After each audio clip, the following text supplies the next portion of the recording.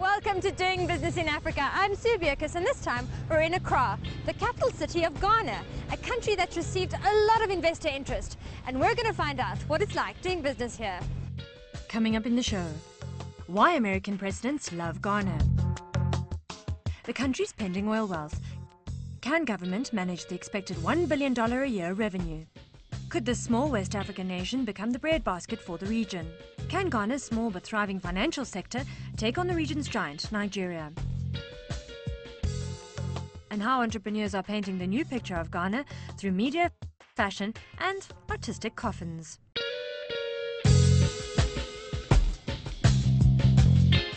When Barack Obama was elected President of the United States, there were two countries, apart from the US, who were just as excited as his supporters at home. The one was Kenya, the home of Obama's father. The other was Ghana.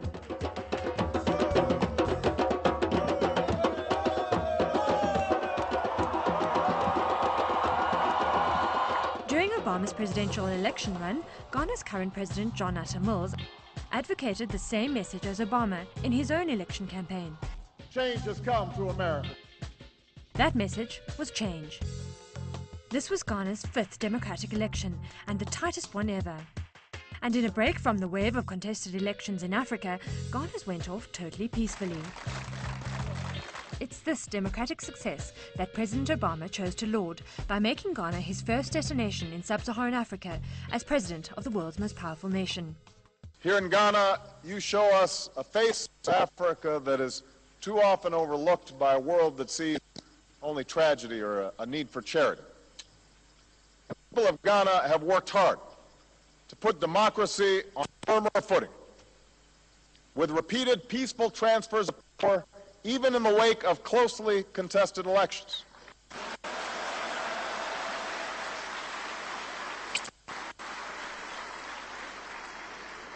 And by the way, can I say that for that, the minority deserves as much credit as the majority.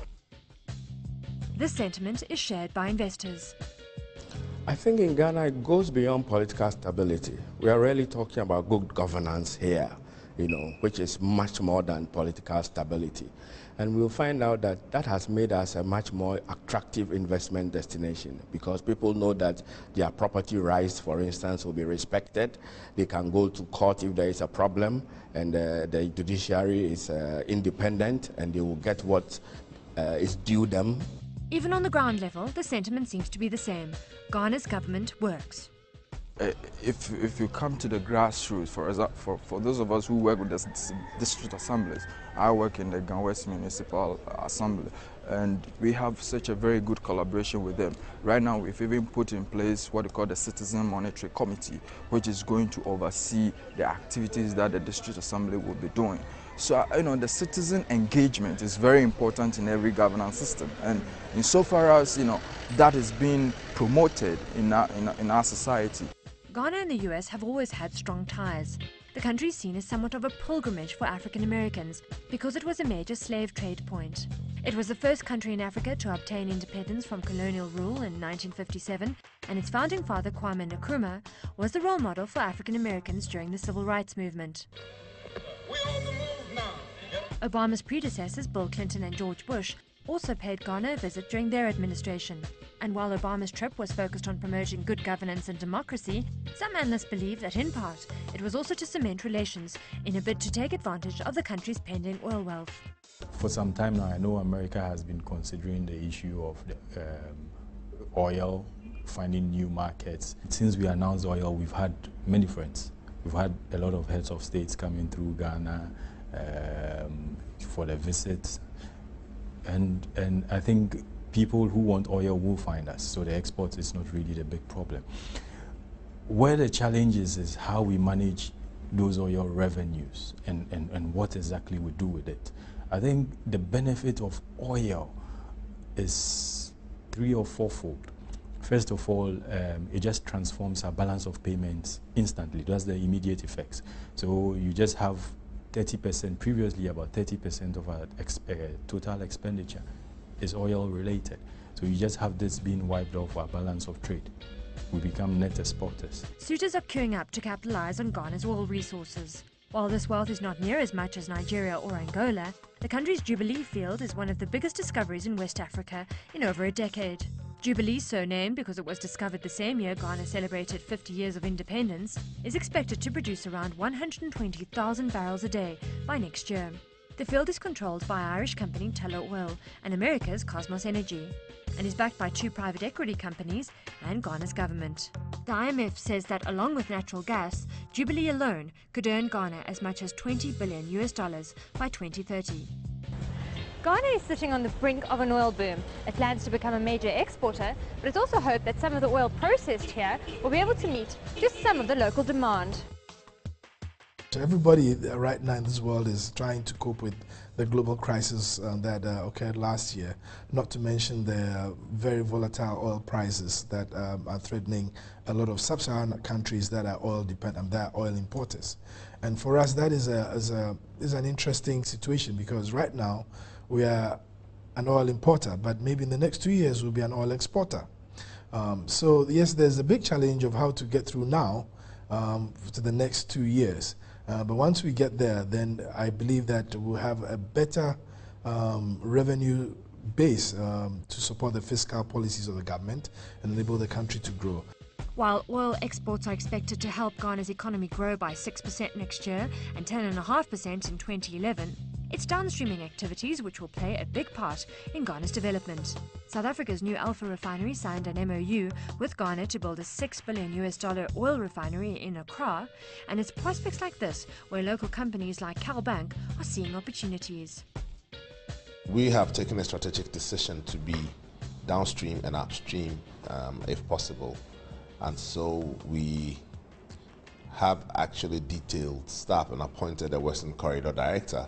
The Western Corridor is where the oil is, whose business it is to go around and find service companies who will provide all kinds of services to the oil industry. I'm happy to say that we've got quite a few companies in that sector open up accounts with us. And if you know Takoradi, now that oil is coming in, you'll find that they don't have, for instance, enough schools. They don't have enough hotels. There's probably the housing requirements for that industry today. What is available can supply only say 10%. So there's opportunity for a lot of business without necessarily being in mainstream oil. And until we have the kind of balance sheet which will allow us to talk to the big boys about mainstream oil financing, we would be smart enough to realize our capabilities and limitations within our capabilities and operate in those ancillary sectors. Ghana's record of good governance is enough for investors to have faith that the country won't suffer the same fate as Nigeria's troubled Niger Delta region. There would be a lot of external pressure, not only from outsiders but from Ghanaians and all stakeholders watching. Yes, they will be able to manage it. They have to manage it. The contracts, most of the contracts were written before they came into government. And you know how, if you know how our parliament is now, it's a very, very, very close in terms of numbers. So there will be, opposition will play a watchdog role. They found the oil whilst they were outside government. So they will really watch up to the letter what these guys are doing with oil revenues. But there is concern that Ghana might be relying a little too much on the prospects of oil to solve all its problems. Doing Business in Africa is winner of the Best TV Feature of the Diageo Africa Business Reporting Awards.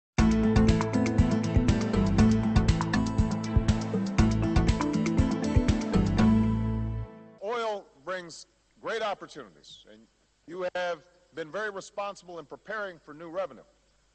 But as so many Ghanaians know, oil cannot simply become the new cocoa. Ghana lost the race to Cote d'Ivoire as the world's top producer of cocoa in the late 70s already, but it's planning a comeback. As one of the major cash cows, the cocoa industry employs 17% of the country's total labor force and contributes around 8% to the country's GDP. And after years of exporting raw beans, the focus is heavily on value addition. So, with the total installed capacity of our processing units, is right over 313,000 metric tons, you see. And we try as much as possible, for them to do the processing, up to the terminal stage. Most of them are doing it up to the intermediate stage, which is the liquor stage. But we will prefer that they get to the terminal stage, which is the chocolate stage. And, you know, we believe also that in order to make the profits, they should get to that stage so that Ghanaians will benefit. For investors, Ghana is an ideal entry point into the ECOWAS market, and its close proximity to Europe is also perfect for the transport of agricultural goods. Ghana is endowed with very fertile lands in agriculture. Although 60% of the population is involved in agriculture, it still hasn't come straight to the fore of the economy, except through cocoa. So there's a lot of opportunity for food agriculture, I mean, consumption of agricultural goods. And in today's world, where there's a huge demand on grains such as rice and maize for fuel, I mean, Ghana can become an important exporter of these grains. It's a little harder adding value to the country's other major export earner, gold. In the global slowdown, gold is seen as a safe haven, and it's mostly bullion that's bought up. Ghana wasn't known as the Gold Coast for nothing. It's Africa's second biggest producer of the yellow metal, and its gold revenue was up 29%, earning $2.2 billion last year. High gold and cocoa prices have helped Ghana weather the global slowdown. But Ghana is not only blessed with these two valuable commodities. Many people are obsessed with gold, as if gold is the only mineral we have. It isn't. We have large deposits of bauxite, some of it, most of it untapped. We have iron ore, we have other industrial minerals, limestone, we have beautiful stones for quarries. But growth in the mining sector has been hampered by the country's infrastructure, in particular its rail network. So far, no improvements have been made in the railway sector, and that is a dreadful problem for us. In fact, bauxite is not even able to move any bauxite by rail. We're still trying to push government to really get the railway working. And what we're telling government is that if the railway works, it won't just be manganese and bauxite, but even gold companies can use the railways to cart their heavy equipment and the many other goods and services that they need. Along with infrastructure concerns as well as some security issues, there is a proposed increase in mining royalty rates. Although this is not enough to deter investors. Well, I think that we must put the infrastructure and security problems in perspective. They don't make mining unattractive for large-scale companies. I think it's very important to say that, because when it comes to foreign direct investors coming into mine, I think that things are very good, you know. So no investor will feel totally endangered in coming to invest here. And when you are also talking of the royalty, let's remember that the royalty has a band. It's from 3 to 6%. So really, government from time to time will try and find how it can move from the minimum to the maximum. Political stability, a pending oil wealth, gold and agriculture have put Ghana on a sound footing for the future. But after the break, find out why investors are increasingly optimistic about the country's financial sector. A look at why foreign investors are staying put and how local Ghanaian entrepreneurs are rebranding Africa. Doing Business in Africa is winner of the Best TV Feature of the Diageo Africa Business Reporting Awards.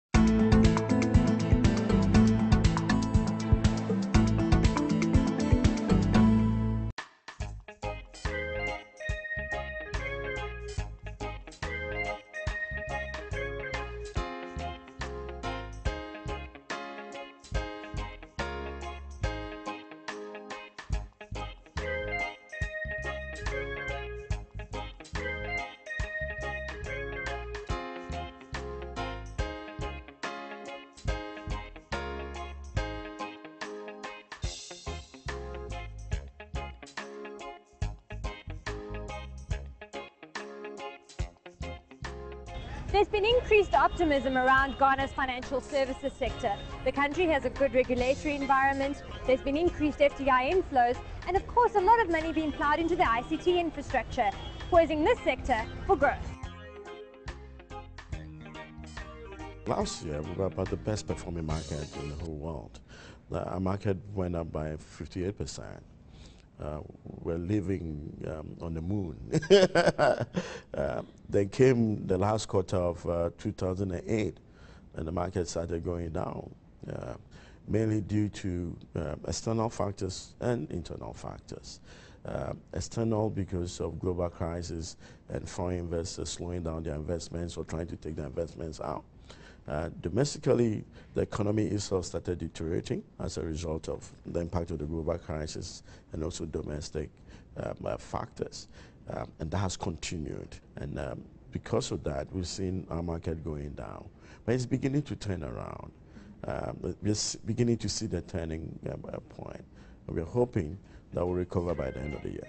Analysts say the IMF's $600 million loan, combined with the country's pending oil wealth and political stability, put Ghana in a sound fiscal position. Already the country's Eurobonds have surged 93% since November last year, proving an attractive option for investors looking for exposure to Africa. And for local bank DataBank, it's betting on this interest for growth in its own business. Our growth is going to come from asset management. It's a niche area for us right now.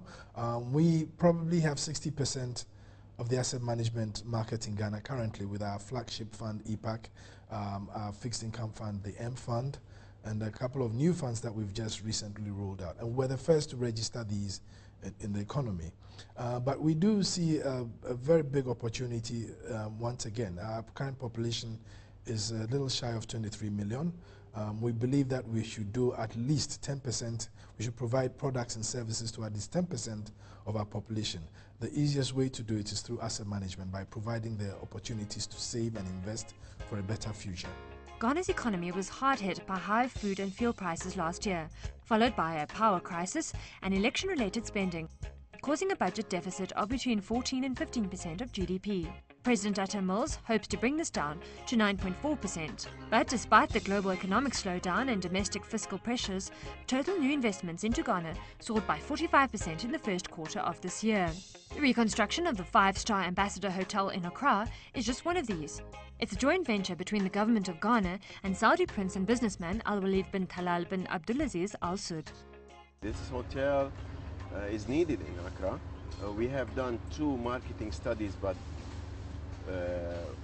they were done with 2 very important consultants for us. And based on this marketing study, the development was designed. It started as a concept design with a hotel, 260-room hotel. The land is very large. We have 65,000 square meters, about 16.5 acres. We are building the hotel. We are going to build offices and retail. And on the last phase, we are going to build some luxurious apartments. And unlike other parts in the world, there doesn't seem to be a slowdown in the construction sector. There is a major growth in the construction industry.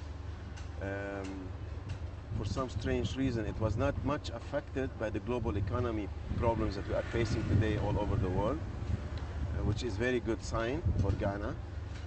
Ghana proved to be a very safe environment. People can live safely here. They go out at night. Everybody goes to their business without fearing any problems. And that encouraged many investors to come and build. ICT entrepreneur Amardeep Hari shares the sentiment. He's been operating in Ghana for 2 decades, and he says there's no other place he'd rather be. I think the government of Ghana has been very proactive as far as IT is concerned. From the last 2 decades, they were one of the first countries in Africa to recognize the power of IT. They saw that the country can really transform if they start absorbing IT. And they have given lots of benefits and privileges to facilitate IT absorption into the country. Until now, most of the IT products are duty-free, which shows that the government is really committed in spreading IT into the country. Good government support was enough to encourage Amar, even though at the start he literally had to create a market for his products. 18 years back, the position was quite poor, I would say. even to sell a single computer, we had to go from door to door, convincing why businesses should buy computers and why it is beneficial for them. It was quite a slow process for us. For 6 months or 1 year, we hardly did anything. And maybe we sold one computer a month. And whereas now we may be selling a computer an hour. And so it was bringing this education to the general public that yes, IT is good for you, computers are good for you. Fortunately, we sell IT hardware and software, and we also have the IT training, which is a big arm of our business. And through that IT training, we have been able to create a large pool of IT skill set in the country. Currently, we are training at least about 10,000 candidates every year on various IT skill sets. And this has helped a lot to the country, because anywhere you go into Ghana now, IT is very popular. You go to the remote areas. We have a village IT program running in one of the rural areas. Most of the people coming from the farming community, they are sending all their children to study in our IT learning center. And almost about 500 students a year are passing out from there. And very remarkable has been that 40% of the student intake in the rural areas has been the girls.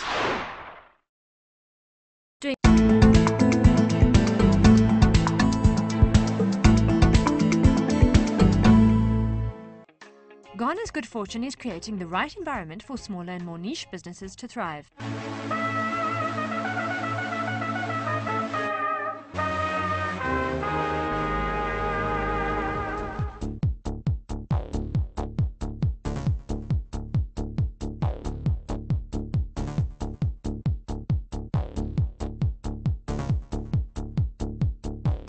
Just off Oxford Street in Osu, a cosmopolitan street in Accra, which shares the name of its London counterpart for good reason, is Ghana's foremost fashion designer.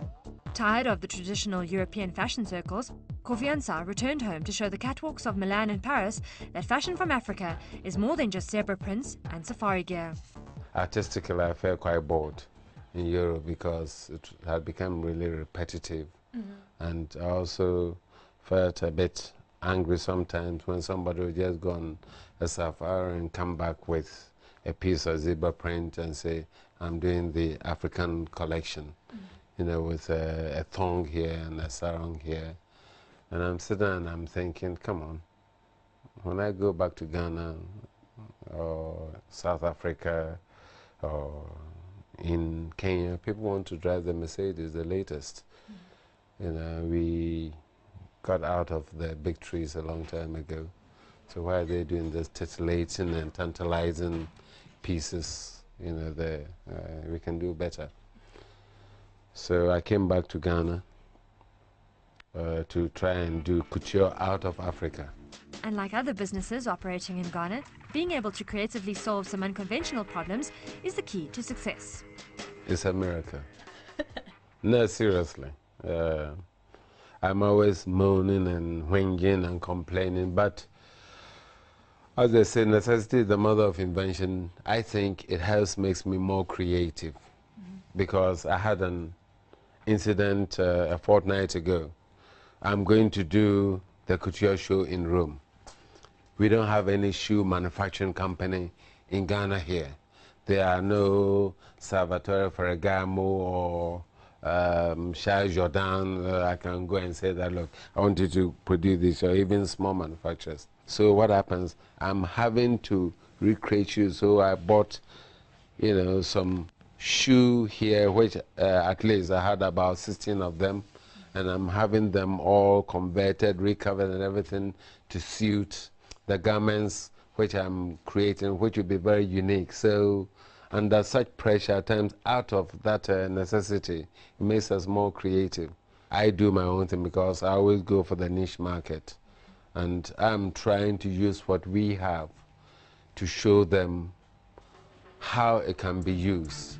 And that's exactly what entrepreneurs Kweku Ansah and Sefo Gohoho are trying to do with their magazine Canoe. It might be an auxiliary business for now, but the magazine aims to do no less than to change perceptions of the so-called dark continent. We're sort of surviving from advertising like most magazines do. It's about 70% from the sale of advertising space, whether it's a one-page ad or an advertorial, which doesn't seem like an obvious ad. We're not looking to make money mainly as advertising. We're building a brand, a lifestyle brand. The magazine is actually a starting point because it wouldn't take so much capital, and we could grow it easily from there by using the magazine to advertise all the other aspects of the business. But they've also got big plans to connect African entrepreneurs throughout the world. From the beginning, we always profiled successful or inspirational people in the magazine, and that was very popular. So we've developed that idea and that concept, and we've got a business incubation network, which we're just about to launch in September, called FLOW, which stands for Future Leaders of the World.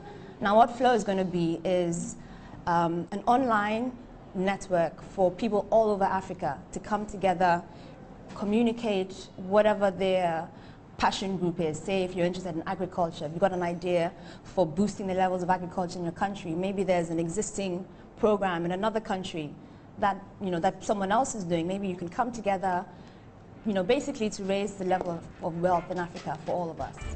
Entrepreneurship is thriving in Ghana, so much so that you can take what you do for a living right to the grave. Whether you're a fisherman, a cocoa farmer, or a pilot, there's an option for everyone. Fantasy coffins are a fairly recent art form emerging out of Ghana and are testament to the creative flair and the sense of humor you'll find throughout the country. They go for between $1,200 and $1,500 and have already developed an international market.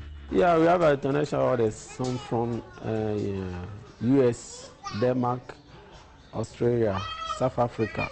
Some people from outside country, the Africa people, to come and order. So what would be the design for a television producer and a cameraman? Oh, if you like, I can make a TV for you. If you did, I can make a TV for you. If you like a cameraman is there, you can use the camera coffin for him. Everything is like your professional work. As you can see, everything about doing business in Ghana is absolutely unique, from start to finish. Doing Business in Africa is winner of the Best TV Feature of the Diageo Africa Business Reporting Awards.